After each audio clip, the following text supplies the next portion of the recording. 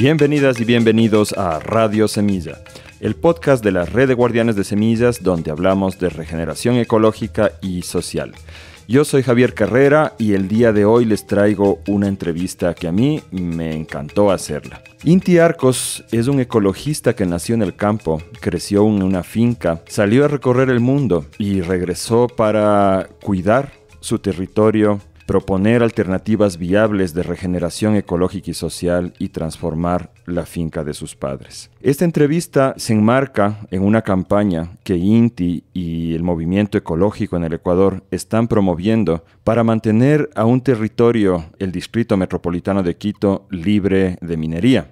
Esta propuesta es importante y por eso queremos apoyarla desde la Red de Guardianes de Semillas, porque esta zona, el bosque nublado y el Chocó andino, es uno de los centros más importantes de biodiversidad en el mundo, y la minería representa un riesgo muy grande no solo para la ecología en la región, sino para el mantenimiento de los medios de vida de su población. Entonces, si es que ustedes son habitantes de esta región del Distrito Metropolitano de Quito, les invitamos a unirse a la campaña de recolección de firmas, a firmar, para que podamos tener una consulta popular y podamos decidir como ciudadanía el modelo de desarrollo que queremos para nuestra región. No se olviden de seguirnos en redes sociales. Tenemos un grupo de Telegram en el cual pueden comentar, preguntar sobre los distintos episodios y ser así parte de Radio Semilla. Van a encontrar todos los contactos necesarios en la página web radiosemilla.com.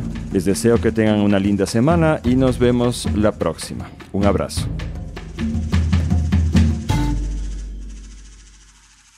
Hola Inti, qué gusto estar aquí contigo en Radio Semilla. Chévere, Javi. Gracias por la invitación, por el espacio. Lo teníamos hace rato. Hace rato. Pero ahora las circunstancias nos obligan porque ya empezaron la campaña Quito sin minería, de la cual vamos a hablar más adelante en el episodio. Pero como siempre, primero, Inti, yo quisiera saber quién eres tú. Para empezar, ¿por qué te llamas Inti? ¿Qué significa? Cuéntanos. Ya, a ver, la primera es medio fácil de contestar, porque me llamo Inti, pues nadie escoge el nombre cuando es bebé, ¿no? Le cogen y le ponen nomás el nombre, le clavan el nombre. Bueno, ahí hay que ver si los nombres tienen una carga o no, pero bueno, me pusieron mis padres cuando nací en Venezuela, en el año 78. Yo nací en el estado de Valencia y migré, o más bien regresamos al Ecuador, porque mis padres son ecuatorianos, cuando ya tenía más o menos 5 años, y me pusieron Inti en Venezuela, ¿no? Un poco también me imagino mis papás reivindicando su cultura andina en el país caribeño, en Venezuela, decidieron ponerme Inti como el sol en quichua. Lo que he sabido por parte de mi mamá es que cuando les contaron a mis parientes de acá que me iban a poner Inti, les habían dicho que mejor me pongan chochos con tostado. Esa burla.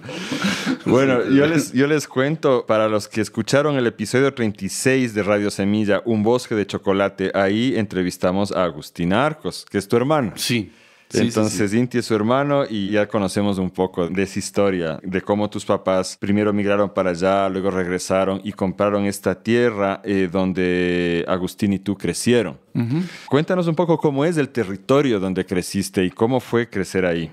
Sí, bueno, yo entré pequeño, tendría 5 o 6 años, a vivir en Nanegalito, en una comunidad pequeñita que se llama Miraflores. En esa época pues no había la vía, ¿no? La Calacalí, la Independencia, la Calacalí Río Blanco. La pavimentada. La pavimentada, sino que teníamos que entrar subiendo a Nono, bajábamos a Tandayapa, y de ahí llegábamos a Nanegalito y de ahí había que echar pata, si es que no había camino, y si no se llegaba en un Land Rover viejo que tenía mi papá hasta la finca. Más o menos se hacían entre 6, 7, 8 horas o a veces toda la noche, dependiendo. Es una aventura llegar en esa época al lugar donde decidieron comprar mis papás la finca, porque era lo que les alcanzaba también, ¿no? Comprar estas propiedades que habían sido entregadas a los militares. En la reforma agraria se habían formado cooperativas y los militares básicamente lo que hacían era explotar madera, y una vez que ya no había madera las vendían a un precio más cómodo, digamos, ¿no? Entonces por ahí mis papás encontraron esta tierra y nos fuimos a vivir allá toda la familia, ¿no? Cuando regresamos de Venezuela. Y ahí empezó una vida bastante apegada a la tierra. Vivíamos en una casita de madera de monte. Mi papá compró, no sé, habrían sido unas 3, 5 vacas. y con eso empezaron pues a criarnos ahí los mayores en la finca, vendiendo la leche, haciendo queso, sembrando un poco de huerta. Y nosotros pues bien pegados ahí a la tierra, una familia bien, sin mucho más que hacer que compartir entre nosotros, porque tele no había, internet no había, luz no había. A vela. A vela. El vecino más cercano está más o menos a 1 kilómetro, don Gabriel. Y pues ahí vivimos una infancia bastante chévere, bastante interesante y bastante, ahora se me parece como medio un cuento, ¿no? Con cómo ha cambiado la vida. Con el internet, todas las cosas, cómo han cambiado la vía, la luz. Eso parece medio una vida prehistórica que tuve en algún momento de esta historia. ¿Alguna vez tuviste algún accidente o algo ahí en la selva? Porque eso, cuéntanos cómo es el paisaje, el bosque ahí. Sí, bueno, ahí estamos en un bosque montano, ¿no es cierto? Un bosque bastante exuberante, alto, ¿no es cierto? Que además por ahí empieza el bosque nublado. Entonces es un bosque que vive de las nubes, que tiene unos árboles que van entre unos 28 o 30, con unas palmas de cera, palmas de ramos que se emergen sobre el dosel del bosque. No es un bosque muy caliente, como más abajito. Hay unos valles más abajo, como el Valle de Mindo, como el Valle de Mashpi, que son más cálidos, más chocuanos. Más bien nosotros estamos en un bosque transicional hacia las montañas, entonces es frío, no es tan caliente. No hay mucha culebra. Hay culebra venenosa, pero no hay mucha culebra como en Mashpi, ¿no es cierto? Que te las encuentras en el camino.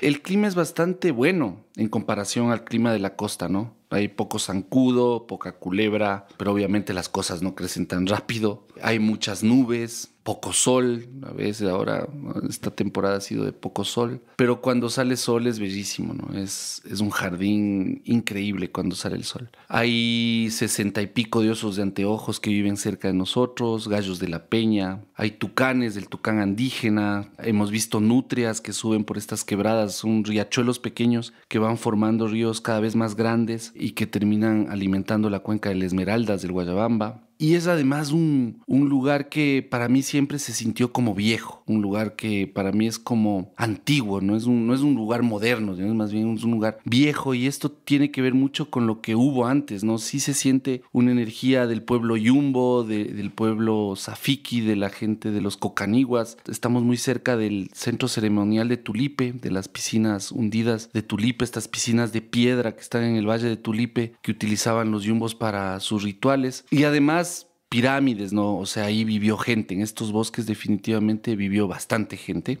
Por mucho tiempo, además. Por mucho tiempo. Y es loco porque desaparece esta gente y la naturaleza retoma esos espacios. También me imagino que era una civilización que no tenía la capacidad y el poder destructivo que tenemos ahora. Pero sí había gente y eso se siente, ¿no? Te encuentras estas piedras de moler, las pirámides, por ahí los culuncos. Entonces es un lugar con una historia larga, vieja, pero súper interesante, súper lindo. Yo sí soy como bien apegado a este lugar. He tenido chance de irme fuera del país, de viajar, etcétera, pero siempre he tenido como un apego a este sitio. Mi comunidad, que se llama Miraflores, está al pie de una loma que se llama ancestralmente la Loma de los Osos. Es el punto más alto, o una loma, es la loma más alta, desde donde tú puedes ver ya las planicies aluviales, ¿no es cierto?, de San Miguel de los Bancos, Pedro Vicente, Puerto Quito, hasta llegar a la costa. Y por el otro lado de la loma ves ya el volcán Pichincha, el Purulagua, empezándose a formar la cordillera. Entonces es un lugar bien, bien especial, bien loco.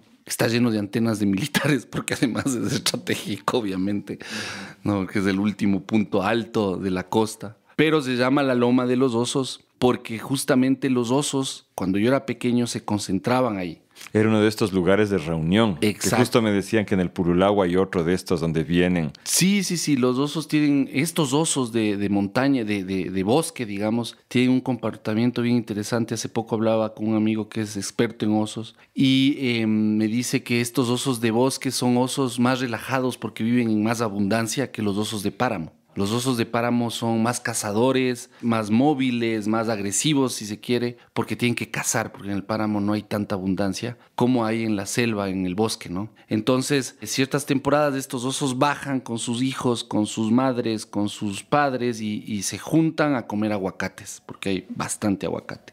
El canelo, el pacche, la mayoría, yo diría muchos de los árboles que conforman el bosque de nuestra zona son aguacates. Y son unos aguacates considerables. Lo que nombraste son distintas variedades. Variedades. De aguacate. Sí, son nombres de árboles, ¿no? El pacche, el canelo, el jiwa. Todos esos son variedades de árboles que producen aguacates, pero aguacates de diferentes tamaños. Hemos probado, pero no son tan buenos comparados con los aguacates tradicionales. Pero además, las lauráceas, la madera de aguacate es súper buena. Entonces, comercialmente a estos palos, a estos árboles, les han dado durísimo, ¿no? Se ha extraído full madera de canelo negro, del pacche, del jiwa. Entonces, claro, eso afectó obviamente y afecta a la población de osos. Pero lo que quería llegar es que cuando construyen la autopista que queda entre mi casa y el corredor del oso, los osos dejan de pasar hacia la Loma del Oso, al centro de reunión en la Loma del Oso, porque les da miedo la vía, pues la vía es una barrera terrible. Pero ancestralmente este lugar se llamó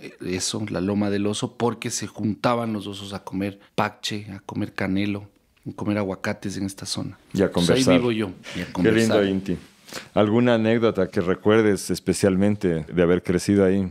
Chuta, anécdotas, un montón, pues. O sea, yo me eduqué en una escuelita unidocente. Tenía un caballo que se llamaba Enrique, un caballo negro, y un perro rojo que se llamaba Vagabundo.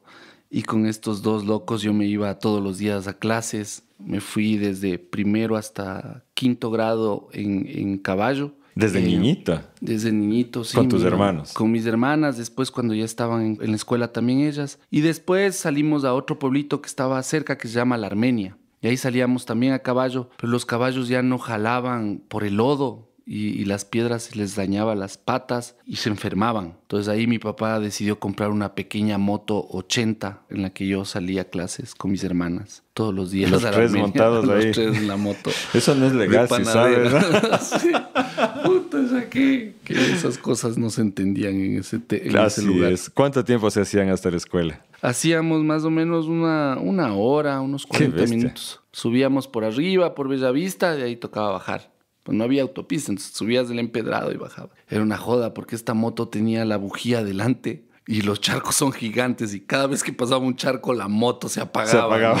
¿No? Y trata de llegar con el uniforme limpio a la escuela. Terrible, ¿no? Entonces, yo era un experto desde chiquito, ya desarmaba la moto, le secaba la bujía, me buscaba una funda, le ponían la funda y ahí sí, dele, sígale. Pero esa es la vida en el campo. ¿Saliste eventualmente de ahí para estudiar? Sí, después ya cuando tenía que ir al colegio, se murió mi abuelo. Yo tenía un abuelo que vivía en Cayambe. Y él tenía una pequeña propiedad con truchas en Cayambe, entonces la única persona que podía, porque mis otras familias son urbanos, no entienden mucho de campo, entonces mi papá se tuvo que hacer cargo de la finca de mi abuelo. Y ahí fue la oportunidad que tuvimos nosotros para salir a Cayambe a estudiar el colegio. Entonces estuve estudiando en el colegio ahí nacional de Cayambe. Y eso fue también interesante, ¿no? Vivir el mundo andino en Cayambe. ¡Qué contraste! ¡Qué contraste! Ahí estuve hasta tercer curso, hasta cuarto curso, que ya no jalé más de estar en Cayambe y empecé a viajar de Cayambe a Quito al colegio Mejía.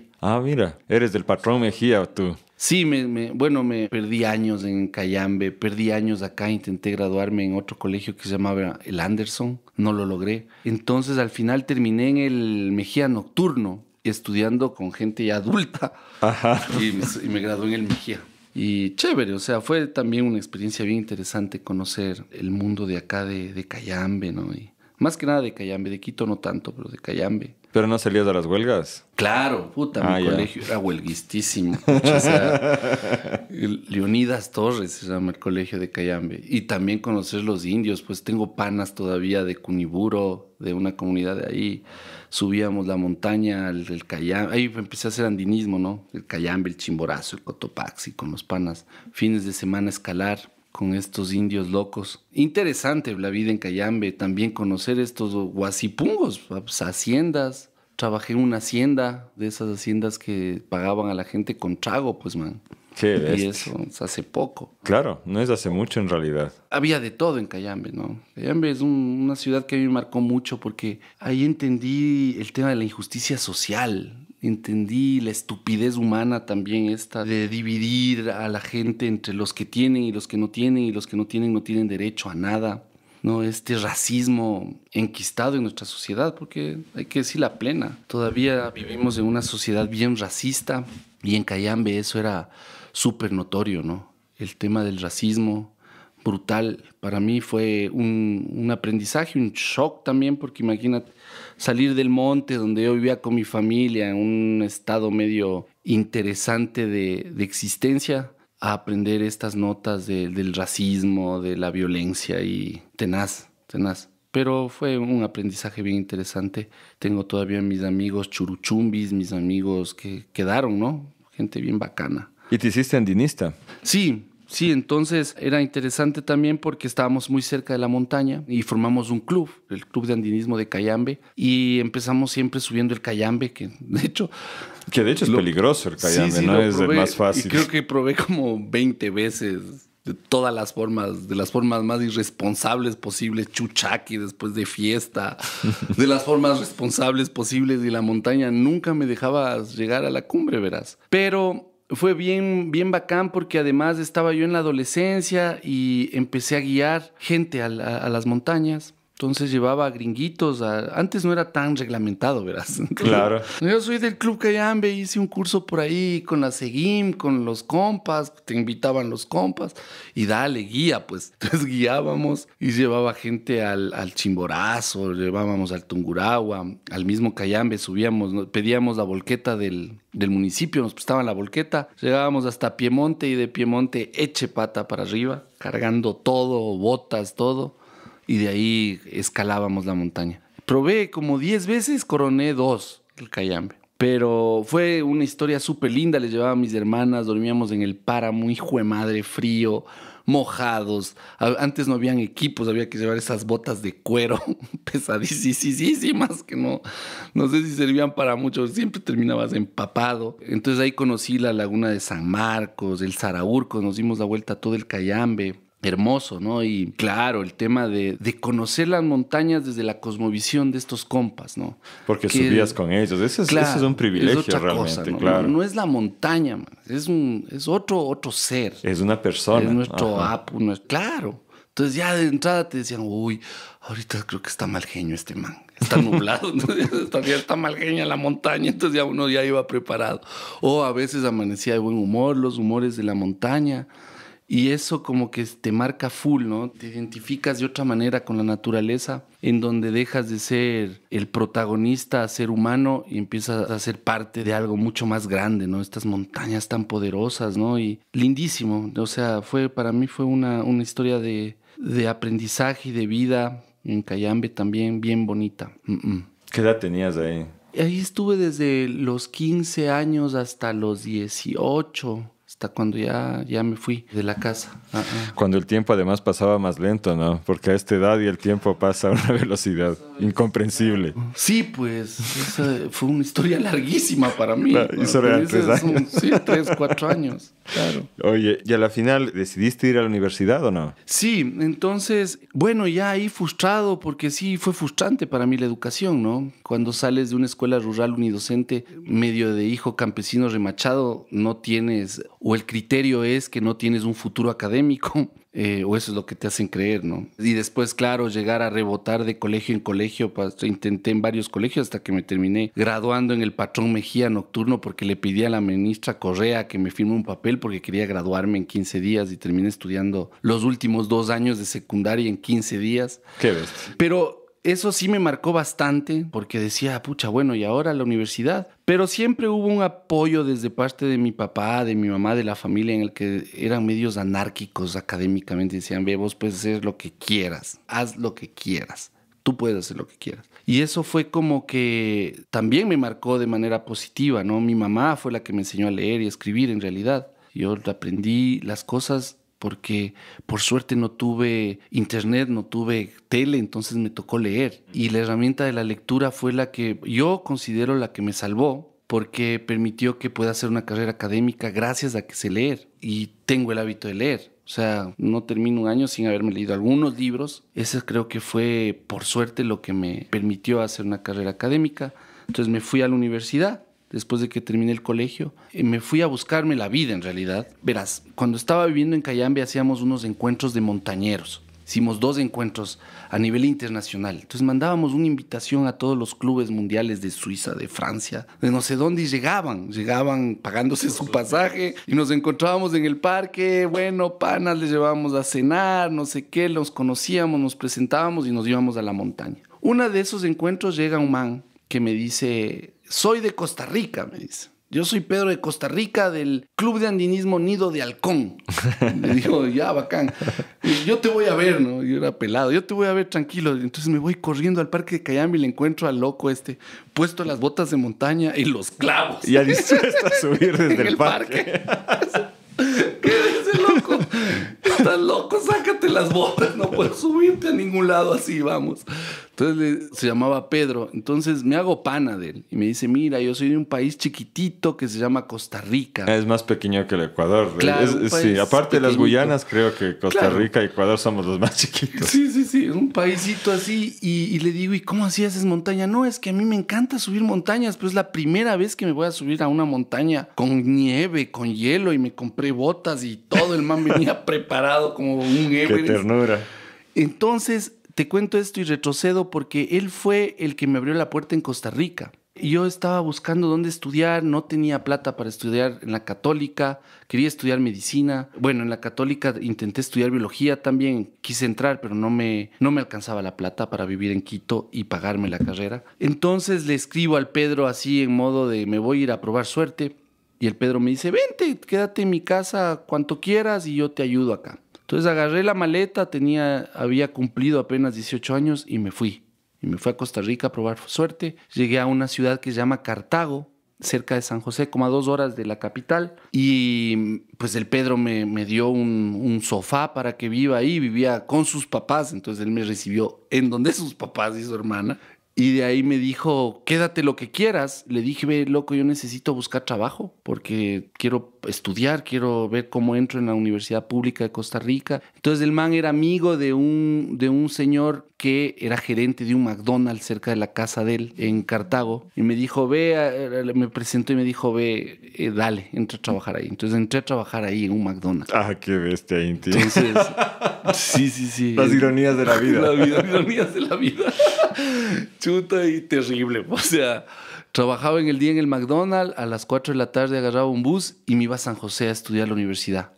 Lo chévere es que en Costa Rica sí puedes hacer la universidad de noche. Entonces empecé a estudiar biología en San José y de ahí me fui pegando en la biología. Después ya me salí de la casa del Pedro, me independicé de la casa del Pedro, buena onda, y me fui a vivir en San José y ya me empecé a meter en el mundo de la biología con profesores y toda la cosa, ¿no? Entonces ahí viví un pocotón de años y ese país me acogió increíble, me dio educación, me dio salud. Me dio cuñado.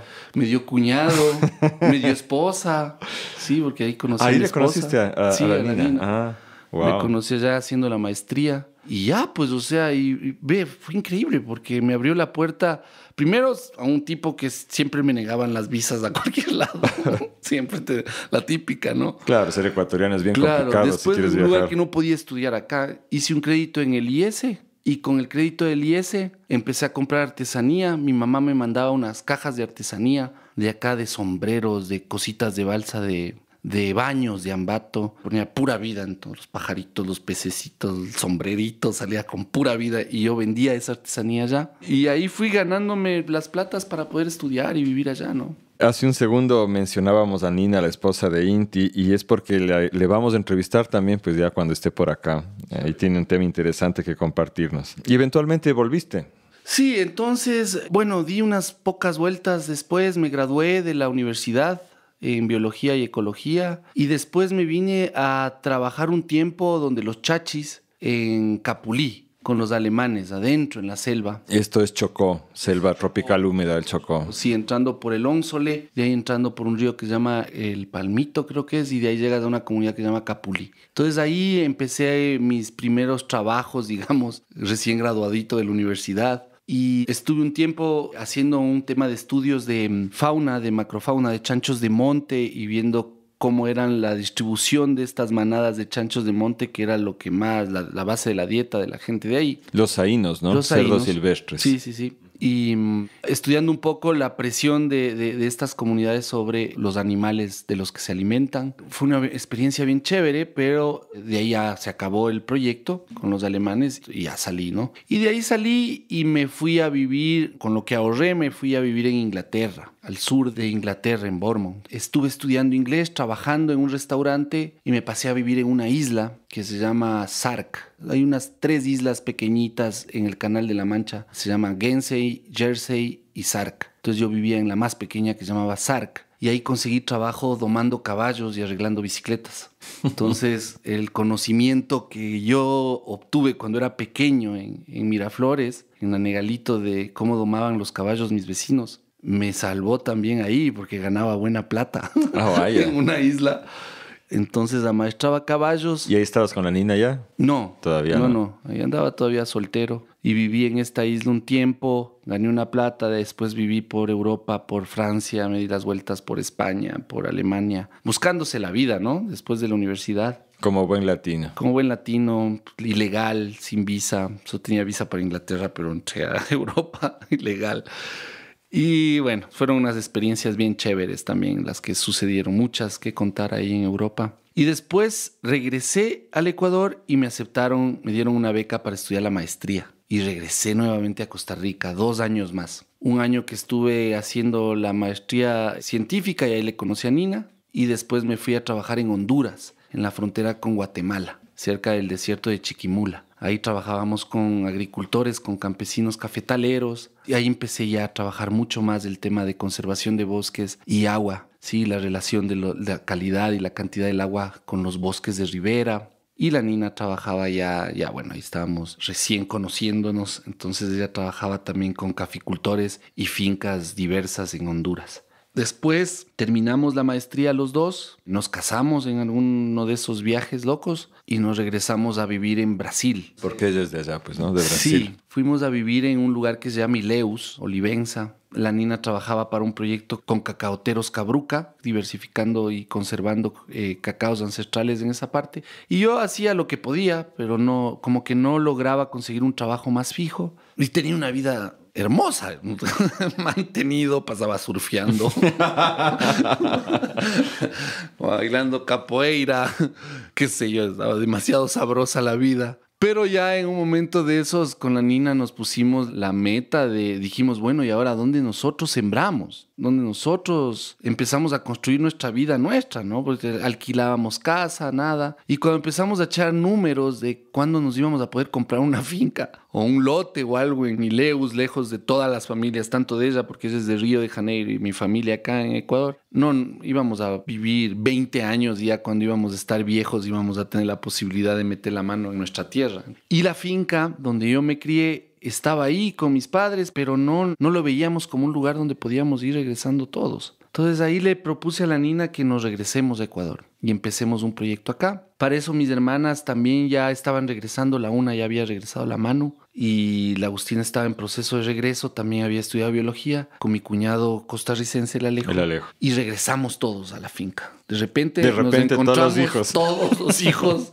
Mi hermana Manuela con hijo, con cuñados y mis papás todos en la misma casa, en la finca. Entonces ahí empezó otra historia, ¿no? Loquísima, que ya fue ver cómo le volvíamos a nuestra finca, a la finca en la que crecimos ya con nuestras parejas, más sostenible, más productiva. Era una finca ganadera, nos dijo la Agustina. Sí, mis papás tenían un poquito de ganado. Poquito ganado en realidad, porque a esta altura en realidad el tema ganadero no es bueno. Puedes tener un montón de hectáreas, pero no es que te da con las justas, ¿no? Para salir adelante. Entonces ahí fue que empezamos la historia del canopy con el Alejo, que habíamos conocido el tema de las ziplines en Costa Rica. Y dijimos, bueno, la geografía de la finca, estas lomas que tiene el bosque, sería interesante empezar con turismo. Mindo ya estaba dando sus Bueno, ya tenía un proceso en el tema de turismo. Nanegalito, Pacto, Gualea todavía no. Y ahí fue que arrancamos a cargar piedras, ripio y empezamos a hacer los cables. Y así arrancó un proceso de turismo, pero también al tema del turismo le ligamos la restauración, porque nos daba vergüenza pues que lleguen los turistas a los potreros de Pastomiel haciendo a un lado las vacas para entrar a hacer el canopy. Y empezamos a aprender los temas de restauración con la Nina. De hecho, la Nina fue la que más le metió años, le metió el tema de restauración. Estaba súper concentrada en la restauración. Que es básicamente reforestar, pero de una manera... Sí, un poco más integral, más lógica, buscándole varias aristas a los procesos de regeneración natural, de regeneración asistida, cuáles especies combinas con cuáles especies para que tengas los mejores resultados. Ahí vienen temas de cuánta plata quieres invertir, para qué quieres restaurar, si es para cuidar agua, si es para cuidar osos, si es para producir comida, porque puedes restaurar también con ese fin, ¿no? De producir comida y restaurar. Entonces ahí arrancamos a meternos en el tema de la restauración, trabajábamos en turismo, vivíamos bastante sencillamente, pero ya como que nos fuimos abriendo un camino en ese sentido. Y bueno, y ahora la finca ya, pues ya está en otro nivel, yo creería, ¿no? Y ahora ya trabajamos más con educación. ¿Cuántos años es que han estado en restauración ya? Desde el 2016 empezamos con... No es tanto tiempo. Sí, unos 7 años. Porque se ve ya muy avanzado. Yo he tenido la oportunidad de conocer y es ya... Los árboles están crecidos. Sí, no, ya más bien hay unos... Bueno, es que es trópico, ¿no? Pero hay algunas parcelas que ya... Vos ya no reconoces que ahí hubo un potrero. Sí, no solo en la finca, sino en todo el sector, ¿no? Después de que logramos como estabilizar la finca, nunca dejamos las vacas, nunca dejamos las gallinas, nunca dejamos la huerta,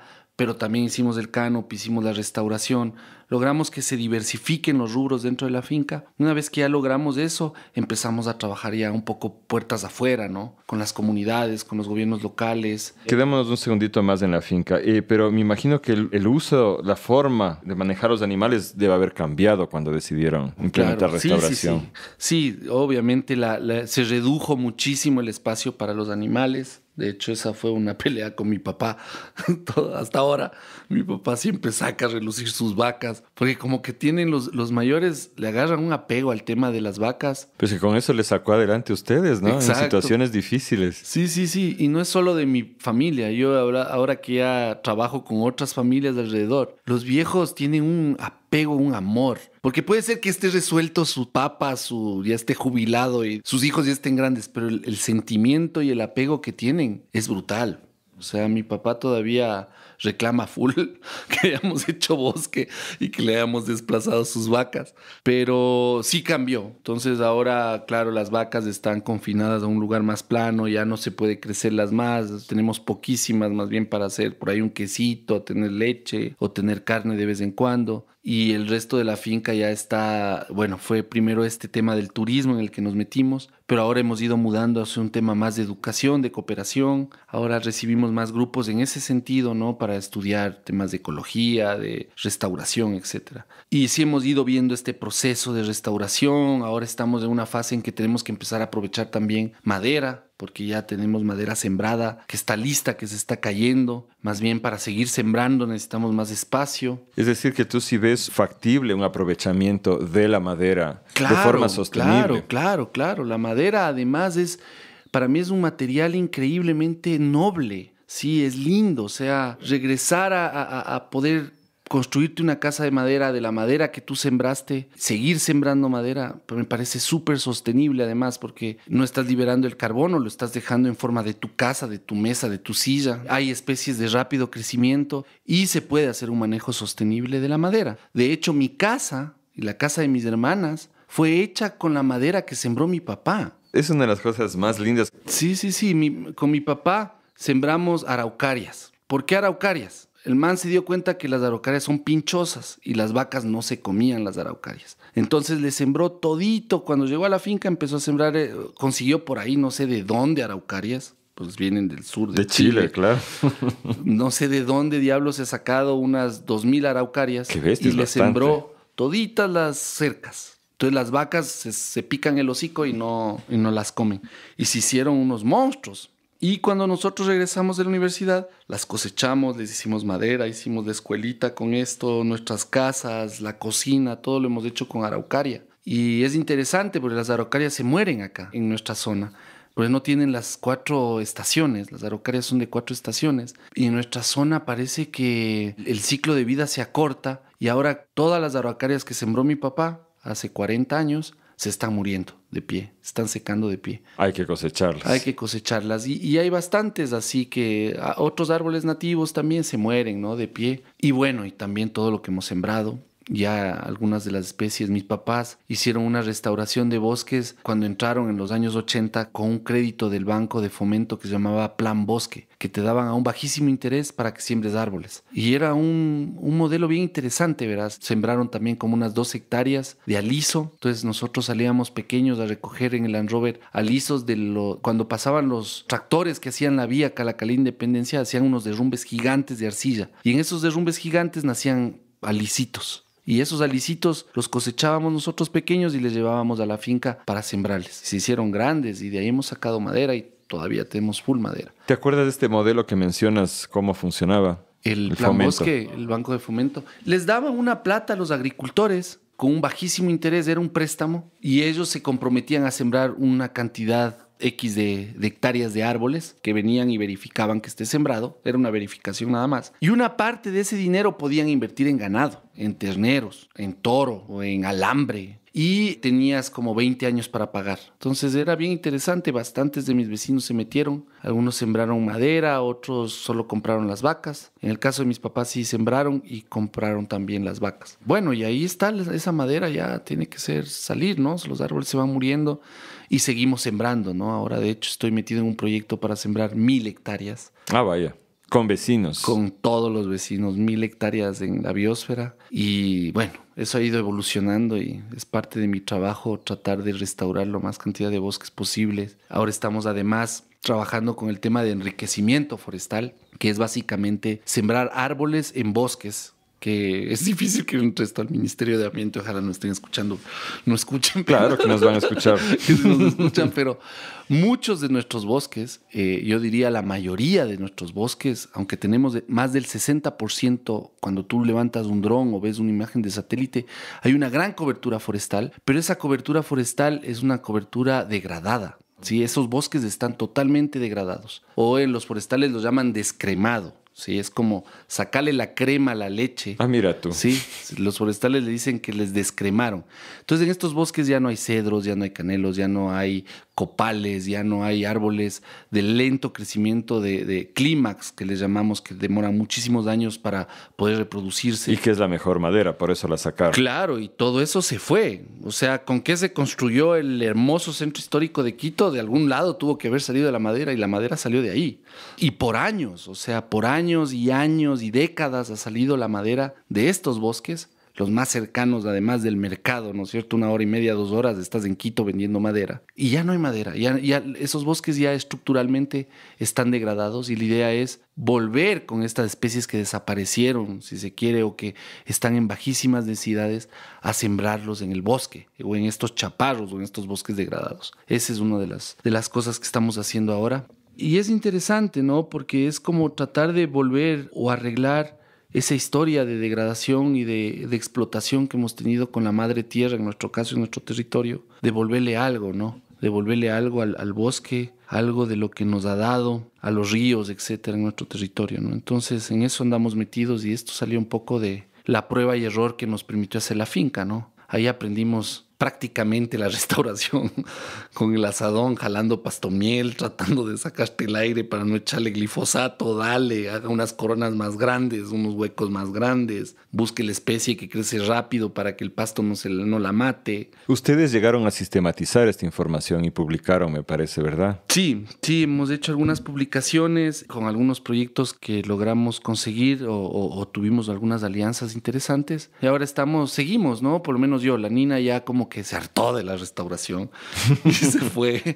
Mi esposa es como así media fanática cuando se mete en algo, ¿no? Entre la restauración era igual fanática, ahora está más fan de las plantas alimenticias no convencionales. Ese es el tema que vamos a tratar con ella cuando la entrevistemos. ¿Se puede acceder a esas publicaciones que han hecho? ¿Tienen en digital? ¿Se compran o son gratuitas? Sí, no, son gratuitas. Tenemos una página, bueno, tenemos 3 páginas a las que yo les recomiendo entrar. Una es la de la Mancomunidad del Choco Andino, la otra es de Condesan, del Consorcio para el Desarrollo de la Ecorregión Andina, que es una organización con la que ya colaboramos hace algunos años, y la otra es de la Fundación Imaimana, que es nuestra fundación que armamos ya con mis primos, mis papás, los viejos con los que yo crecí, como la Mimi, el Jaime, el Reinaldo, la María. Esos viejos hicimos una pequeña fundación que se llama Imaimana, y ahí también están colgadas nuestras publicaciones. Vamos a poner los enlaces en las notas del episodio. Bueno, esto que nos cuentas de probar, equivocarse hasta encontrar la buena solución es lo que en la red de Guardianes de Semillas llamamos el desarrollo endógeno, ¿no? Y es una característica de los guardianes de la red. Y la otra característica importante es algo que tú ya empezaste a mencionar hace un rato, y es que a diferencia de otros proyectos de permacultura que llegan a un territorio y se aíslan y tratan de tener la vida perfecta encerrados en una finquita, nuestra gente en cambio tiene mucha preocupación por el entorno social. Quizá es igual de fuerte que la preocupación por el entorno ambiental. Entonces, tú nos decías que empezaron como a relacionarse, me imagino primero con los vecinos y luego fue creciendo. ¿Cómo fue esa nota? Sí, bueno, me conocían desde chiquito, crecí ahí, entonces salí, volví, y eso también permite que tengas unos lazos ahí con la gente de las comunidades. Nosotros somos 64 comunidades y 6 cabeceras parroquiales. Digo nosotros porque me considero de la mancomunidad, ¿no? De esta unión de gobiernos parroquiales que he venido trabajando hace algunos años. Y obviamente que cuando dices que el tema ambiental y el tema social no pueden ir desligados. O sea, si no hay justicia social, no va a haber justicia y sostenibilidad ambiental, y viceversa, ¿no? Punto. Yo estoy totalmente de acuerdo, pero mucha gente no puede verlo todavía. Y si consideramos que estamos en un planeta cerrado, un ecosistema cerrado, ¿no es cierto?, con límites a propósito, dando vueltas alrededor del sol, no puedes pretender vivir en un gueto, man. No puedes, estás conectado a todo y tienes que buscar hacer lo mejor posible para que la gente de tu alrededor también mejore y cambie, y vayas de alguna manera sembrando unas semillas en las... Puede ser que nos equivoquemos, ¿ah? Yo siempre he dicho, no tengo la verdad. Yo les vendo mi cuento y quiero que compartan mi cuento conmigo. Pero si no les gusta mi cuento, todo bien. Puede ser que me esté equivocando. Yo creo que sí podemos construir como seres humanos algo más equilibrado con la naturaleza. Y creo que para eso tenemos que ser bastantes y muchos, ¿no?, los que trabajemos en este tema. Entonces, de alguna u otra forma, después de que hemos logrado de alguna manera asegurar un techo en la cabeza y comida en la mesa, tienes que pensar un poco más allá, o te permites tener tiempo para empezarte a organizar con la comunidad, con la gente. Y eso me llevó a ir construyendo plataformas de gobernanza como la Mancomunidad del Choco Andino, el Comité de la Reserva de Biosfera, el Comité del Bosque Modelo, apoyar la red de jóvenes, apoyar la red de mujeres. Estas redes que tenemos ahora en el Choco Andino, creo que son los cimientos donde se asienta un posible territorio en transición, que es lo que estamos buscando, ¿no? Un territorio que realmente transite, no más allá de las siglas del Ministerio del Ambiente, de su letrero. En algún lado hay que hacer transición y hay que darnos esperanza. Porque no vamos a salvar el mundo para los osos, vamos a salvar el mundo para los seres humanos, para nosotros, para mi vecino, para la salud de mi vecina. Esa es la ecología realmente, ¿no? Esa es la ecología. Y creo en el ser humano, no he dejado de creer, porque si no, pana, te encierras en tu gueto y esperas que caiga la bomba atómica. Sí, te aseguras tu comida, tu agua, perfecto, cae bomba atómica y se chinga todo el mundo. Pero yo creo que soy un ecologista porque primero creo en el ser humano. Y no, pues, no veo el planeta flotando sin seres humanos alrededor del sol. No lo veo así. Nosotros somos capaces, si somos capaces de crear cosas tan maravillosas en el arte, en la música, etc., no creo que seamos incapaces de superar todas estas cosas que se nos vienen encima, como el cambio climático, el hambre, ¿no?, y todas estas notas, ¿no? Creo que somos capaces de hacerlo, pero la única manera es que compartamos una visión conjunta y que lo compartamos entre las comunidades, entre nosotros. Entonces, hace más o menos ya van a ser como unos 6 años atrás, por varias razones, porque también hay un modelo que se niega a mirar que sí hay alternativas, como las alternativas obviamente que han manejado los guardianes, ¿no es cierto?, que la permacultura, que la agricultura orgánica, que la bioconstrucción. Hay miles de herramientas que vienen usándose ancestralmente, hay alternativas que se pueden construir Estas alternativas no se pueden quedar adentro de un gueto, de una organización, tienen que salir, tienen que aflorar. Y hay modelos económicos que se nos quieren imponer, por ejemplo, con la minería, que no quieren ver estas alternativas, que las niegan completamente. Las niegan por un interés, ¿no? Porque la economía negocio, ¿no? Es algo que no tiene rostro, pero que tiene un poder absurdo, ¿no? Entonces, estas empresas mineras que vendieron nuestro territorio hace muchos años, desde la época del Febres Cordero, antes mismo ya empezaron a vender nuestro territorio, a hacer concesiones mineras a empresas canadienses, chinas, de todo, ¿no? Gringas. Han ido presionando nuestro territorio de una u otra manera, y nosotros hemos ido buscando estas alternativas para ir construyendo un territorio, pues, como nosotros soñamos, ¿no? Entonces, como te decía, hace unos 6 años empezamos a hablar ya con los gobiernos parroquiales. Son 6 gobiernos parroquiales: Calacalí, Nono, Nanegal, Nanegalito, Pacto y Gualea. En determinado momento yo les dije, vean, sentémonos en una mesa. Y terrible, ¿no? Yo soy Alianza País, yo soy Izquierda Democrática, yo soy no sé qué, o sea, se sacaban los ojos ahí. La politiquería de siempre. Claro, me digo, no, pana, usted es el papacho. Usted no puede ser, pero yo te conozco desde guau, hermano.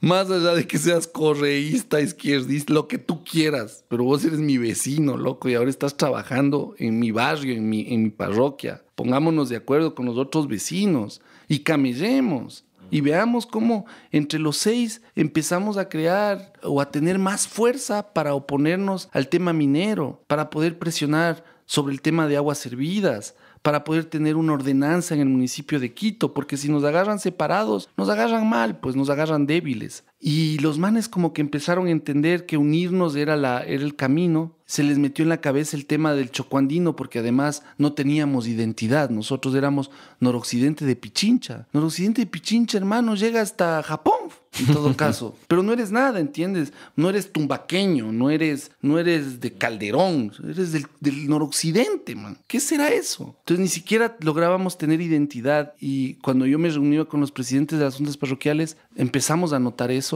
Y de ahí fue que se nos ocurrió este término chocoandino, ¿sí? De los 2 puntos calientes de biodiversidad, ¿no? De los 2 hotspots. Hay puntos calientes en el planeta que están identificados por su gran diversidad, pero también por su gran amenaza, por estas organizaciones tipo UICN, etc.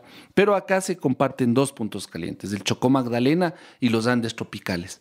Y de estos 2 puntos calientes le pusimos el chocoandino. También porque representa la diversidad en la que vivimos nosotros, ¿no? Tenemos osos de anteojos que vienen desde arriba, desde los páramos, pero también tenemos nutrias en los ríos de abajo, gallos de la peña, serpientes de trópico. El conteo de aves es impresionante en la región, ¿no? El tema de aves, son más de 600 especies de aves, conocido mundialmente, porque en Mindo se ha ganado los conteos año tras año, ¿no? Es un lugar en donde se combinan varios nichos ecosistémicos, ¿no? Pero más que nada esta cercanía de las montañas, de los Andes, con estos valles profundos al mar, ¿no? A estos bosques calientes, hace que la diversidad se mezcle y explote en un paraíso de biodiversidad maravilloso. O sea, yo no conozco muy pocos lugares en el mundo que llegan a ese nivel. Tal vez la Mata Atlántica en Brasil, que es también otra reserva de biosfera, pero es un lugar muy especial en términos de biodiversidad, que si además estos políticos de juntas parroquiales lo gestionan de manera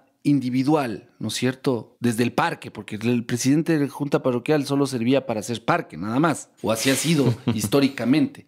No pensar de dónde viene el agua, dónde ve el agua, por dónde siembro, dónde no siembro, qué pasa a mi alrededor, ¿no es cierto? Lo mismo que pasa en Quito, pero más chiquito, ¿sí?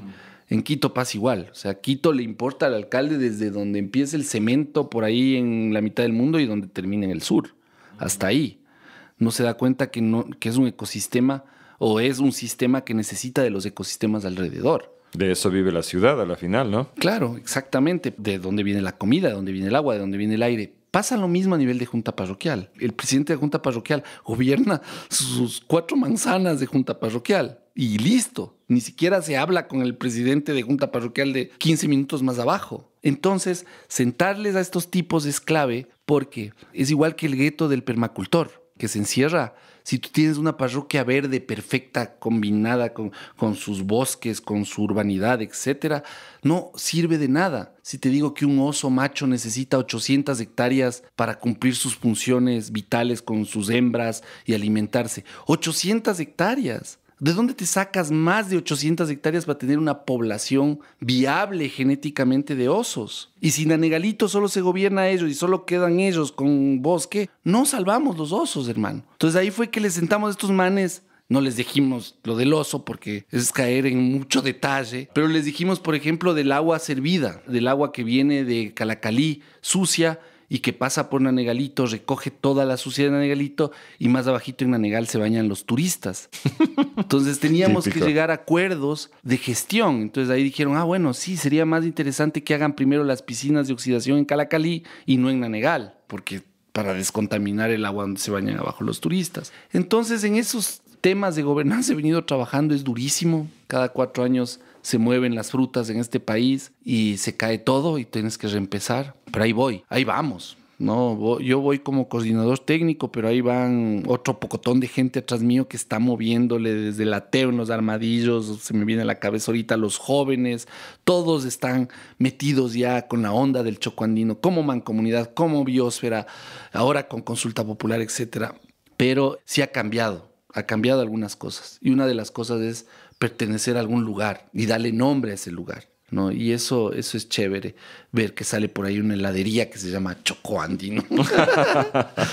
Así se forman las identidades. Sí. Oye, esto que tú nos cuentas me parece a mí que es política. Y la gente muchas veces tiene un rechazo a este término. Entonces, no, la política, yo soy apolítico, te dicen, ¿no?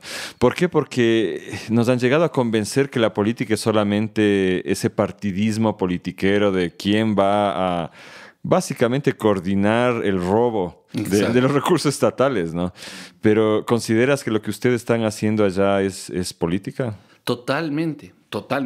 Y hay pocas cosas más bien que no son políticas en la vida. O sea, hasta en tu familia tienes que ser político. La política es una herramienta, man. Es una herramienta para llegar a acuerdos. Yo lo veo así, la buena política, ¿no? O sea, la política herramienta para sentarte a robar, pues nada que ver, ¿no? Pero la política para llegar a acuerdos, por ejemplo, para crear identidades, por ejemplo, para organizarnos y decir no queremos minería metálica en el Chocoandino, por ejemplo, para venir a presionar al municipio, es totalmente político. De hecho, estamos tan metidos en la política y creemos tan fervientemente en la política que vamos a hacer una consulta popular. Hacia eso quería ir avanzando.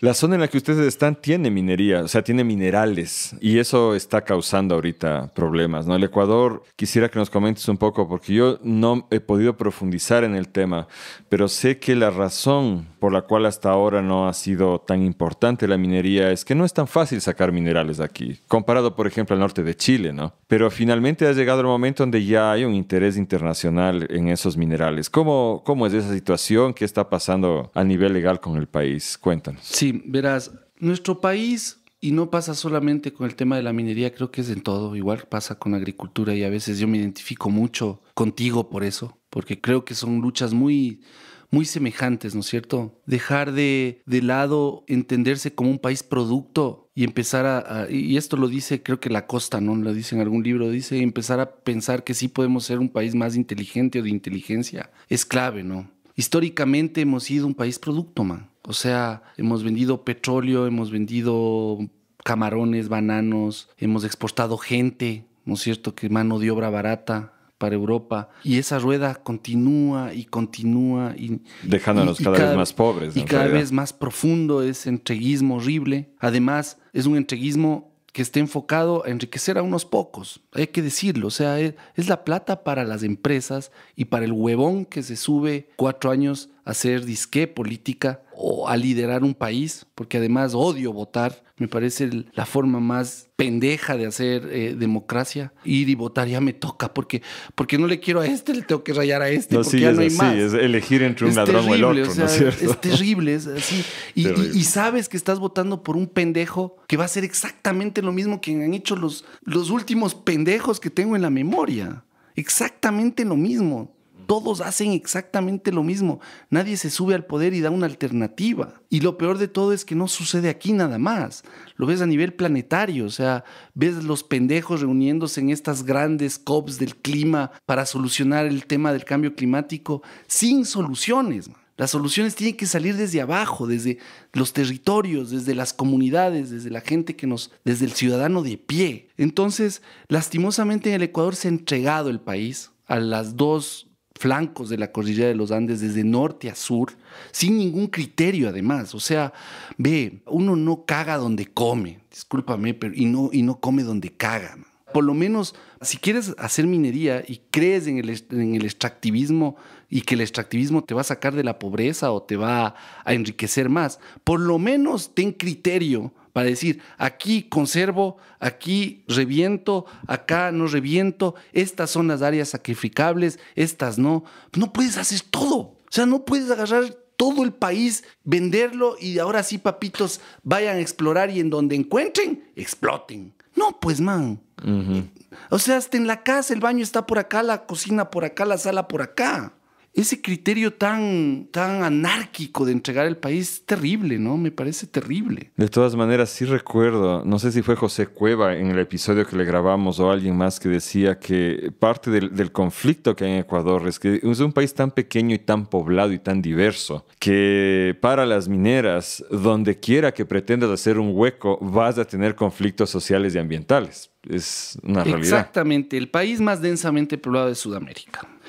En donde no te peleas, pues, o sea, yo ya tengo, en mi territorio tenemos problemas con la señora que lava el café, por ejemplo. La señora que lava el café necesita hasta agua. Y el señor que tiene las vacas también necesita hasta agua. A ese nivel de conflictos son los que estamos ahorita. Entre el ganadero, el caficultor, el cañero y el que hace turismo nos estamos matando. Porque los ecosistemas tienen límites. La economía no tiene límites.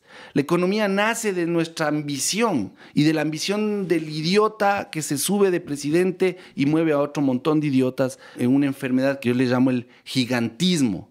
Y el gigantismo es el que va a alimentar el crecimiento y el crecimiento sin límites. Lastimosamente, solo hay un planeta, no conocemos otro, y los ecosistemas tienen límites. Entonces, o hay río Chirape o hay río Pachijal para dar de tomar a las vacas, para sembrar el cacao, para sembrar comida, para los peces, para el turismo, o hay río Pachijal o Chirape para hacer minería. No cabe todo eso. No cabe todo, porque si metes un factor más, te matas, pues, man, te revientas. No hay cómo. Además del hecho de que es contaminante la minería. O sea, parte de la propaganda que están haciendo las mineras es que se va a hacer una explotación sostenible. ¿Cómo ves tú eso? O sea, es absurdo. Esas son las grandes mentiras, ¿no es cierto?, que nos hacen creer. Pero es totalmente absurdo porque cuando ya remueves, o sea, cuando ya sacas, verás, yo tengo una definición de sostenibilidad y les digo a mis vecinos de esta manera, porque me gusta ejemplificar. Las cosas sostenibles para mí son las cosas que se pueden ir regenerando en el tiempo. Una vaca y un toro tiene un ternero, ese ternero crece, tiene otra vaca y se van regenerando. Una gallina, un gallo, ¿no es cierto? Una semilla, el bosque. Se mantiene en el tiempo. El cobre y la cobrecita no pueden hacer cobrecitos, pues, loco. Ni el oro, ni la orita, ni el uranio, ni el uranita. Eso no. Una vez que lo extrajiste, se acabó, ¿sí? Se va al banco en Suiza, alguna bóveda, o se va a hacer algún aparato, pero se acabó, ya no está más en el suelo. Y además, eso no es sostenible, no se va a sostener en el tiempo, se acaba. Entonces, empezando por el concepto de sostenibilidad, es una vil mentira. Y después, obviamente, todo lo que implica la extracción de la minería, ¿no? Generalmente tienes que hacer, por ejemplo, al lado de mi casa, donde quieren hacer minería de oro, hay 2.3 gramos de oro por tonelada a 55 metros de profundidad. Por Dios, eso significa que tienen que cavar 55 metros. Primero 55 metros de profundidad, sacó todo hasta 50. Cuando llego a 55, en cada tonelada hay 2 gramos de oro. Es una estupidez. Sí. No. Y todavía falta, ¿no? Eso es a nivel de suelo. Ese es el gran yacimiento súper rentable que acaban de hallar en un área de conservación y uso sostenible, Río Pachijal del municipio de Quito. Entonces, una vez que ya extraes de ese material, tienes que lavarlo, tienes que separarlo, ¿no? Además, ningún mineral está puro en la naturaleza. Ese mineral está con cobre, con uranio, con cadmio, con cesio, con indio, con, no sé, con piedras, con tierra. Tienes que lavarlo y ahí entra el tema de la química, ¿no? Del ácido sulfúrico, del ácido cianhídrico, del mercurio, generalmente ácido sulfúrico. Y para poder utilizar estos químicos y poder separar los minerales de la roca, necesitas agua, pues. Y necesitas mucha agua. Y después, ¿dónde diablos te metes el agua que ya ensuciaste con esos químicos? Les botas a los hermanos de Esmeraldas, pues. Como botamos aquí con el río Pita, el San Pedro y el Guayabamba. Es un crimen. Y va destruyendo, no es que llega a Esmeraldas, sino que va destruyendo todo el camino, ¿no es cierto? Entonces, hay territorios sacrificables, pero hay ciudades, pueblos y provincias sacrificables. En este caso, si nosotros permitimos que se dé minería en la cuenca del río Guayabamba, vamos a sacrificar esmeraldas, man. No vamos a sacrificar a los güeyes nada más del Chocoandino, no. Vamos a sacrificar esmeraldas. Y estamos sacrificando la cuenca de las Esmeraldas por las estupideces de decisiones que toman los decisores como el alcalde de hacer un metro y no hacer unas piscinas de oxidación. Y sacrificamos, porque no es nuestro patio, no es en mi patio de atrás, ¿entiendes? Es Esmeraldas, pues, ¿no? O es allá abajo, Pacto. Ese nivel de inconsciencia y ese nivel de inconsciencia en tomar más que nada las decisiones y las prioridades están mal, estructuralmente están mal. Estos químicos que tú dices, ¿qué tipo de daño causan? O sea, verás, normalmente son metales pesados y los metales pesados se alojan en todas las cadenas tróficas, ¿no? O sea, ve, cuando te fumas un tabaco, te fumas metales pesados. Cuando te contaminas con gasolina, por ejemplo, las manos o el diésel, te estás metiendo a tu cuerpo metales pesados. Estos son altamente cancerígenos, ¿no? Y los metales pesados se quedan en la cadena trófica, no es como algo orgánico. Sí, que se descompone. Esto no se descompone. Y se integra al suelo, etcétera. ¿Sí? Los metales pesados, el ácido sulfúrico, etcétera, se van a quedar. ¿Qué quiero decir con la cadena trófica? Primero contaminan un pececito, el pececito es comido por un pez más grande, ese pez más grande es comido por una gallina, esa gallina tiene metales pesados, la comiste vos en un caldo y te metiste los metales pesados en tu cuerpo, que tarde o temprano te va a dar un cáncer de médula o cualquier tipo de cáncer, porque la descomposición es a nivel celular. Es lo que está pasando con los niños en la Amazonía. He oído y escuchado que en minas que dan las aguas hacia la Amazonía en Perú, por ejemplo, en la mina de la... Ay, se me fue ahorita el nombre. Bueno, hay una mina grande en Perú. El 90% de los niños tienen plomo y cianuro en la sangre. Esos niños no van a pasar hasta los 18 años. Ellos se van a morir, el 90% de los niños. Y pasa lo mismo en la Amazonía con los derrames petroleros que también tienen metales pesados. O sea, es un tema de salud, de sobrevivencia, de por qué si nos duele tanto que les hayan matado a tantos judíos los nazis, a nosotros no nos duela matar niños en la Amazonía actualmente. El racismo que decías al inicio juega un papel ahí, ¿no? Claro, hemos sido terrible. Una sociedad de explotación desde el inicio de la colonia, ¿no? Claro, entonces son cosas irremediables. Cuando ya contaminaste un río con metales pesados, es muy difícil que vuelvas a descontaminarlo y obviamente matas el río, ¿no? Queda un río estéril porque la contaminación pasa. Y esa agua la van a usar las personas, pues, porque no tienen otra opción, no tienen dónde más traer el agua. Esa es la que van a usar. Y se va a bioacumular, ¿no? Se va bioacumulando porque va a mantenerse en el ambiente por siglos. Pero, Inti, con lo que tú dices, pasamos de un tema que la gente ve la ecología en estos términos. Ay, si esta gente simpática quiere salvar al osito. Si es que se permite la minería, se van a morir los ositos y unos árboles ahí. Pero ahora estamos hablando de un tema de que estamos planificando la muerte de las poblaciones que viven, todo lo que está por debajo de donde se va a hacer minería. O sea, ese es el costo humano. Esa gente va a morir y en condiciones horrendas porque no tienen recursos económicos para estar curándose de esos cánceres. Así es. Así es. Sí, de eso se está hablando. Es terrible porque actualmente vivimos en un mundo absurdo, ¿no? En donde se prioriza la economía, se prioriza el consumo frente a la vida, a la existencia y sacrificas nomás, pues. O sea, ¿qué importa que se mueran 200 o 300 o 500 si me puedo comprar el carro nuevo y puedo ir al mall? Pero qué contradictorio, ¿no? Porque lo que nos llevó a este encierro, a estas máscaras y estas vacunas durante la pandemia, fue una especie de eslogan de que no muera nadie, pues. Evitar al máximo la muerte, ¿no es cierto? Claro. O tal vez es porque nos tocó, porque quien podía morir era nuestro papá, que ya está mayorcito, y mientras que la gente que vive en Esmeraldas no nos importa, ¿no es cierto? No sé, pero hay contradicciones muy fuertes ahí en cómo las personas enfrentamos estas crisis, y yo creo que hay un rol bien grande, tiene los medios de comunicación convencionales, ¿no? Claro, de hecho, o sea, el tema de la minería para mí La industria minera es la punta del iceberg, ¿no es cierto?, de un modelo hecho mierda, un modelo que no le importa nada, que está sobre la vida. Para mí es la punta del iceberg de una sociedad decadente que puede comprar medios de comunicación, comprar líderes políticos, comprar académicos, compra todo. La minería compra todo. Compra ejércitos de abogados y tiene que defenderse porque siempre van a pérdida. Compra mercenarios si es necesario, claro, también, como vimos en mercenarios, INTAG, ¿no? Exacto. Compra paramilitares, como hemos visto en mis propias comunidades, en el INTAG, en el sur, en el norte de este país.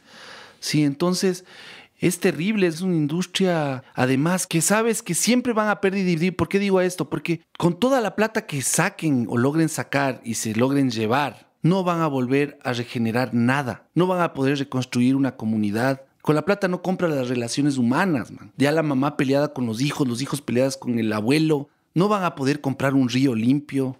No van a poder comprar un bosque, man. No pueden. Entonces siempre vamos a salir a pérdida, empezando desde ahí, ¿no? Y después, claro, a nivel económico también salen a pérdida, pero empezando desde ahí sales a pérdida. Claro, porque lo que se va a ganar económicamente como país con la explotación minera no es significativo en realidad, totalmente, ¿verdad? Es ínfimo. Y además, o sea, ¿te has dado cuenta el petróleo, por ejemplo? Ha sido una de las industrias que, entre comillas, nos ha dado una economía en el país. Pero de los lugares de donde ha salido ese petróleo, norte de la Amazonía, anda a ver si hay una bestia de universidad y ahora los chicos del norte de la Amazonía son doctores no sé, en biología molecular y están experimentando. Lo que hay es cáncer, abuso sexual, total. Y la minería es drogadicción. eso, pero ahora distribúyelo en todo el país. Además, en un país centralista con poca capacidad de control, esa plata se va a venir aquí, a Carondelet, a los ministerios de aquí. Y el mismo petróleo, ¿no? Tuvimos un boom en los 70s, tuvimos otro boom durante el correísmo de petróleo y seguimos muertos de hambre. Exacto.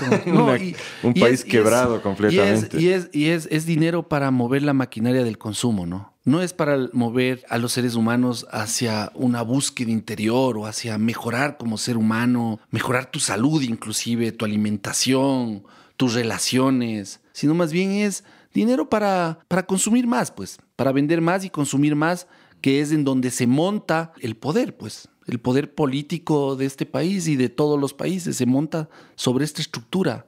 Somos lo que consumimos realmente hoy en día.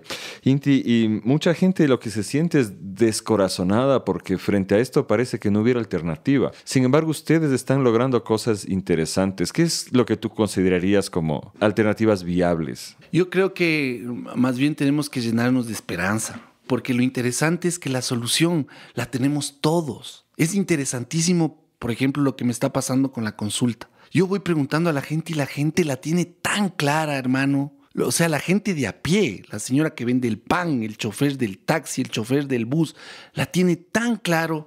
Los únicos que no tienen claro son los que se van a tomar las decisiones en los palacios de gobierno y en las COPs. Esos son los que no tienen claro. Pero la gente normal y corriente, ella tiene súper claro y eso sí me llena full de esperanza. Y me llena full de esperanza el tema de la consulta popular, por ejemplo, porque es la forma más directa de hacer democracia, ¿sí? O de la democracia directa. Porque ahora nosotros, cada uno de nosotros vamos a decidir si queremos que en Quito se haga minería metálica o no. Más allá de lo que quiere el alcalde, el presidente, la prefecta, etc., vamos a hacer cada uno de nosotros. Vamos a tener esa alternativa de ejercer democracia directa, que yo creo que debería ser para todo, no solo para la minería. ¿Quién te preguntaba si querías metro o no querías metro? No, olvídate. Y todo lo que destruyeron para hacer eso. Claro, o a quién le preguntaron si quieres, no sé, la Collas o si quieres la esta. ¿A quién le preguntan? Los manes votamos cada 4 años y toman las decisiones por nosotros, por todos nosotros, que puedes estar a favor o en contra, pero toman las decisiones de manera súper arbitraria. Entonces la consulta popular, que estamos metiéndonos ahora de cabeza, y se llama popular porque es popular, es la forma directa de hacer democracia y tomar decisiones. Vea, si usted quiere minería, vaya, vote y diga, quiero minería. Y si no quiero minería, vaya, vote y diga, no quiero minería. Pero vote, usted decida. La señora que vive en la Chiris, la señora que vive en Tumbaco, en Cumbayá, vote y decida. Y me encanta el tema de la consulta popular porque me parece una esperanza y una alternativa para despertarnos como sociedad frente a todos los retos que tenemos, para movilizarnos, porque si no caemos en una apatía de consumo y claro, para los políticos que ostentan el poder es súper fácil ganar esos puestos porque estamos en esa apatía de comprar, vender, buscar plata, consumir y votar cada 4 años, de entregarle la responsabilidad que tenemos todos a un güey que se mete en la alcaldía o en la presidencia o etcétera. Entonces, más allá de lo que pase con la consulta popular, creo que el proceso en el que estamos es súper rico. Sí, y yo quiero que la gente se meta y que sea una fiesta, porque no es mi consulta, no es la consulta del chocoandino ni del alcalde, es de todos nosotros. De ningún ¿no? político, de hecho. De Esto ningún es político. Apartidista. Exactamente. Política, pero apartidista. Y eso es interesante y es importante, porque más allá, míralo así. Nuestros campamentos, tenemos 3 campamentos, la gente de INGAPI, de Pacto, tiene 3 campamentos ya más de un año y medio ya van a ser, cuidando que los mineros legales, entre comillas, porque no son legales, ningún minero o minería en nuestro territorio es legal porque no ha sido consultado con la comunidad, ni con los presidentes de juntas parroquiales, ni nada, solo se metieron de manera arbitraria. Lleva un año y medio. El siguiente paso, si no tendríamos estas herramientas como la consulta, sería ir a hacer lo que se hace en Colombia, ¿no? Coger una metralleta, coger un arma. Y la próxima vez que veas entrando a los mineros, dales plomo. Porque están entrando a tu casa, a tu hogar, a tu finca, a la finca de tu papá, de tu abuelo. Eso generaría una espiral de violencia. Exacto. Que es lo que pasa en Colombia, justamente. Entonces, por suerte, nuestra Constitución dice que hay cómo hacer consultas populares. Entonces, ¿qué tenemos? O cogemos las armas o cogemos estos caminos democráticos.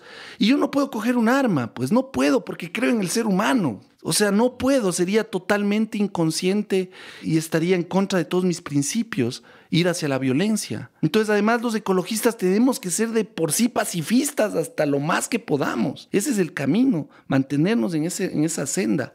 Y si hay herramientas como la consulta popular para no llegar a esos niveles de violencia, y ojalá el Estado reconozca esto y no nos persiga, no nos meta presos, no nos enjuicie, porque estamos recurriendo a las herramientas más democráticas que podemos ejercer. Pero hay que reconocer que es una realidad, ¿no? El peligro está ahí. No son pocos los líderes ambientales y sociales que han sido asesinados, perseguidos, enjuiciados, encarcelados. Exacto. En el Ecuador y lo mismo en toda América Latina. Y hay países que lo han tenido peor que nosotros realmente en ese sentido. Colombia, como tú mencionabas. Exactamente. ¿No? Claro, en Colombia matan líderes cada mes, líderes sociales y ambientales cada mes. Entonces, es pedirle a los diferentes niveles de gobierno, el gobierno nacional, utilicemos la política para no llegar a lo que está llegando Ucrania y Putin. Para eso sirve la política. Un amigo me decía en alguna ocasión que la fuerza de nuestro pueblo está en ese rechazo a la violencia. Que mientras los países alrededor han ardido a veces en guerra, nosotros hemos tenido culturalmente un rechazo a la violencia. Pero el conseguir un estado así de paz no se consigue sentado en la casa. Entonces quizá yo te pediría que hagamos un llamamiento, porque esto hay que movilizarlo realmente. O sea, es solo un ejemplo de tantas luchas socioambientales que hay en América Latina, pero ahorita está sucediendo acá, en la zona de Quito. Y ahora es cuando estamos llamados a ejercer esa libertad, ese derecho y ese deber también de salir a defender, porque aunque yo no viva en el Chocó es mío también, porque yo soy de esta tierra y así deberíamos pensar todas las personas respecto a nuestros territorios. No sé si quieres decirnos algo ahí. Sí, no, de acuerdo. Yo sí quiero llamar porque no estamos defendiendo solamente los ecosistemas y la salud de las personas y Quito y el Quito más allá de la mancha urbana. Estamos ejerciendo o estamos defendiendo una forma de hacer democracia diferente. Eso es lo que tenemos que rescatar. Entonces, tenemos que juntarnos porque además esta democracia y esta forma de democracia directa funciona de boca en boca y de que te pongas la camiseta, ¿sí? O sea, digas, es mi consulta, es mi Quito, son mis ríos limpios, son mis bosques, son los osos que yo tengo que cuidar para tener un futuro para mis hijos, para mis nietos. Entonces me voy a comprar esa lucha. Y yo creo que una vida con causas es la vida más bonita que puedes vivir, pues. Una vida sin causa, man. Levantándote de 7 a 8, camella, ir a dormir. Para consumir. Para desconsumir y nada más. No vale la pena vivirla así. hay que ganarse por lo menos una luchita por ahí, una causita pequeña que te inspire la vida. Digas, vamos, yo voy a pelear por las semillas, no, yo voy a pelear por el suelo, no, yo voy a pelear para que mis vecinos reciclen, yo voy a pelear para que mejorar mi calle, no sé. Hay que ganarse esas peleas porque ahí la vida tiene sentido. Te mueres contento de haber hecho algunas cosas y dejado algo y buscado algo que cambie la forma de la gente para mejor. Entonces creo que es una oportunidad de oro la que tenemos ahorita en la consulta. Y tenemos que poner las líneas rojas bien marcadas, que ningún político se suba a sacarle provecho a esta consulta. Esta consulta es nuestra. Aquí nadie va a ser ni aguatero, ni presidente de junta, ni prefecto, ni nada. Si quiere venir la prefecta, que venga como persona y ayude. Si quiere el alcalde, que vengan como personas porque tienen igual derecho. Pero aquí no se va a subir nadie a ser como una plataforma política para llegar a algún puesto. Cuéntanos, por favor, ¿cuándo es la consulta? ¿Cuándo está programada? ¿Y cómo es el proceso de reunir las firmas? ¿Por cuánto tiempo? Sí, bueno, verás, para poder ejercer la democracia directa, lastimosamente hay que lucharla, ¿no? Pero ni tan lastimosamente porque sí hemos disfrutado el proceso, digamos. Nosotros estuvimos 2 años solicitando a la Corte Constitucional que apruebe nuestras preguntas. Nos negaron varias veces. De hecho, 2 veces nos negaron. A la tercera, la vencida, logramos que se apruebe. Ahora tenemos que recoger 200,000 firmas, que es el 10% del padrón electoral de Quito. Obviamente, si podemos conseguir 500,000, 600,000, mejor, porque no sabemos en el CNE, ya pasó de los días unidos, nos van a eliminar porque el papel está chueco, porque el esfero es de otro color, porque la raya está afuera, etc. Entonces, si podemos conseguir más firmas, mejor. Una vez que tengamos las 200,000 firmas, que es un requisito para la consulta, ellos nos van a decir, bueno, entra en la papeleta las preguntas sobre el tema minero. Y la pregunta básicamente lo que te dice es, ¿usted está de acuerdo de conservar, ¿no?, de proteger las áreas boscosas del Chocó Andino del Distrito Metropolitano de Quito? Sí, no. Bueno, y que no se ejerza minería metálica a pequeña escala es la primera pregunta. A mediana escala y a gran escala. Son 4. Pequeña, mediana y artesanal. Son 4 preguntas. Pero básicamente es eso. Y vote sí. Sí quiero bosques, sí quiero ríos limpios, sí quiero futuro para mis guaguas, sí quiero... La pregunta es medio loca, ¿no? Porque ¿quién en sus 5 sentidos dice, no, yo sí me quiero suicidar, me quiero reventar la madre? pero bueno, tenemos que cumplir este requisito. Tenemos 6 meses para levantar las 200,000 firmas, ¿no? Entonces estamos ya esta semana nos entregan los formularios, tenemos que ponernos a imprimir. Hay montones de jóvenes de las universidades, de los colegios, hay gremios de taxistas, hay la gente de los barrios, de la floresta, de no sé dónde que van a ponerse. O sea, la gente se está activando con mucha fuerza. De ahí tenemos a 6 meses y después en febrero, en las elecciones seccionales, entrarían nuestras preguntas. Inti, y no digo sí, voy a decir cuándo logremos detener la minería metálica en Quito, en todo este enorme distrito que incluye el Chocó Andino. ¿Cuál es el siguiente paso allá? ¿Cuál es esta transición? ¿Cómo ves tú esta transición que van a construir? Sí, verás, esto ya está pasando. La transición la venimos construyendo. Ya son varios años, justo lo que te estaba contando de la restauración. Hemos logrado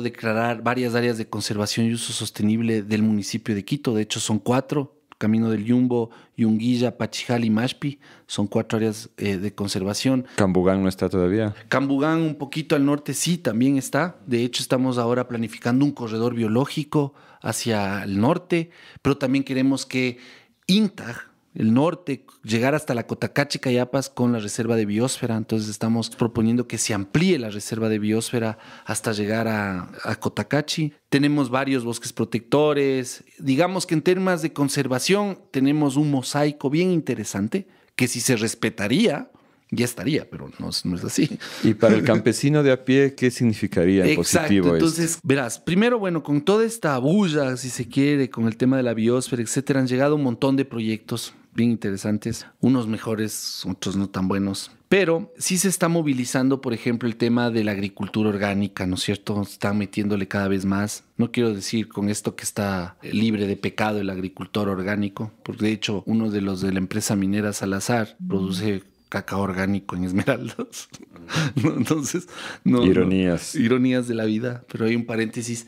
Pero están sucediendo muchas cosas, ¿no? Tenemos la mancomunidad, está la red de jóvenes que están trabajando con el tema del proyecto Chala, de buscar comercialización directa de sus productos. Tenemos el tema del Corredor del Oso, que están metidísimos en el tema ya de educación, de formación, de jóvenes ahí mismo. Estamos metidos en procesos de restauración con fines productivos, pero también con fines de conservación. El tema de turismo, pucha, va en auge cada vez más bien tenemos que empezar a normarlo porque tiene un impacto el turismo. Con lo de la pandemia, el turista nacional ha identificado estos espacios súper interesantes para visitar. Estamos trabajando en varias cosas, diferentes actores, diferentes plataformas. Yo estoy empezando un proyecto para trabajar con el tema de meliponicultura, de las abejas meliponas. Las abejas nativas. Que ya son cosas más chiquitas que me gustan más. Que esas son las cosas lindas que tiene el trabajo. En la red tenemos buenos meliponicultores. Claro, si esas apoyo. Son las cosas lindas. Las otras no son tan lindas. Ir a las reuniones políticas y estas son medias jodidas, pero hay que bancárselas también.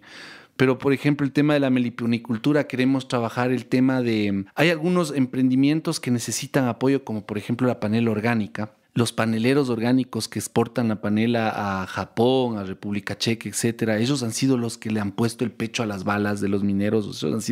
Se han jugado todo por el todo, esos campesinos, que son increíbles además, porque no siembran solo panela, ¿no? Nosotros en Pacto tenemos una gran cantidad de minifundios, de pequeños agricultores con 3, 4 hectáreas que producen caña orgánica, están asociados, pero también producen papaya, yuca, camote. Pacto es sumamente productivo, mandarina, naranja, todo sale de ahí. Y están bien organizados, ellos tienen sus asociaciones, pero siempre les hace falta una ayudita más, ¿no es cierto? Entonces, por ejemplo, queremos apoyarles en arreglar su planta de procesamiento de panela. Tienen unas válvulas que trabajan con vapor de agua para no cortar madera, para no cortar leña, porque presiona la panela, como necesita gran cantidad de combustible, presionan los bosques con la leña. Sí, hemos hecho algunos trabajos con el Migue de las Rockets para mejorar la combustión. Miguel Torske, que ya tuvimos un episodio con él precisamente sobre este tema de las estufas. Pueden verlo en Radio Entonces, Semilla. con ellos tenemos que trabajar con el tema de forestería para producción de leña, ¿no es cierto? Para que sea sostenible el tema de la leña, pero también mejorar la tecnología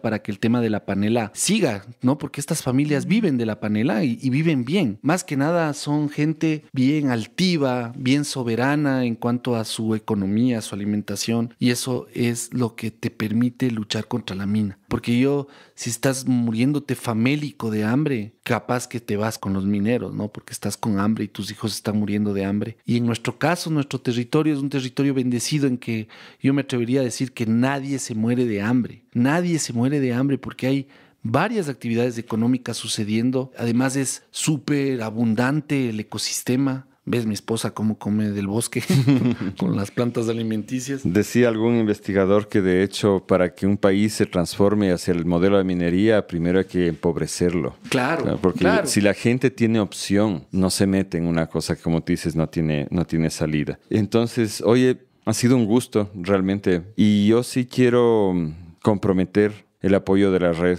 nuestra en toda esta lucha. Me imagino que tienes que de ley ser quiteño para poder votar, ¿no es cierto? Sí, pero ve, quiteños hay regados por todo el mundo. Ya, no pues solo por todas las provincias. si eres quiteño y estás regado por el mundo, o si eres quiteño y estás por aquí, en cualquier parte de este enorme territorio, solicitamos tu apoyo. Hay que mantener nuestro territorio libre de este suicidio que nos explicó Inti el día de hoy.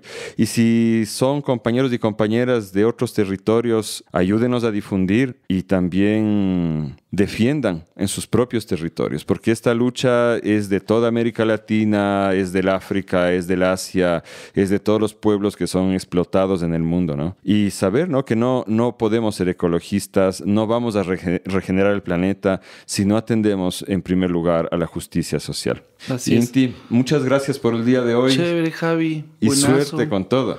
Sí, no, buenazo que tengamos este espacio de la Radio Semilla con los guardianes también. Es resistirse al modelo económico, pero también trabajar con las alternativas que en los Guardianes tienen montones, miles de hermosas alternativas. Si paramos o logramos construir territorios sostenibles y aquí se presenta una buena oportunidad para hacerlo, yo quisiera que todos los Guardianes vayan al Chocuandino a ayudar a construir, porque además no es solamente resistirse, sino también construir alternativas. Y esta lucha es eso, es construir alternativas. Si nos esperan ahí con un cevichito de chonta. Obviamente.